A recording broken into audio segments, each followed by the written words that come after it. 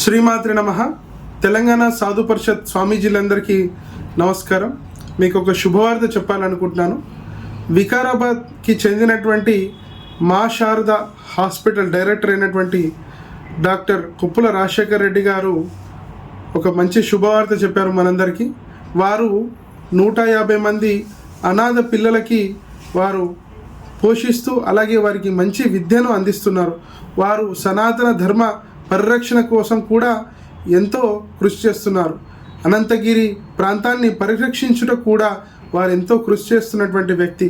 వారు మన తెలంగాణ సాధు పరిషత్కి చెందినటువంటి స్వామీజీలకు కూడా 1,00,000 రూపాయల విలువైనటువంటి వైద్యాన్ని ఉచితంగా అందిస్తామని వారు ముందుకు రావడం ఎంతో సంతోషకరమైనటువంటి వార్త.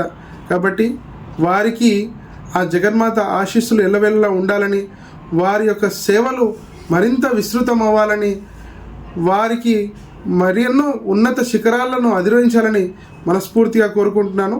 వారికి తెలంగాణ సాధు పరిషత్ తరపున ధన్యవాదాలు తెలియజేస్తున్నాను. శ్రీమాత్రి నమః.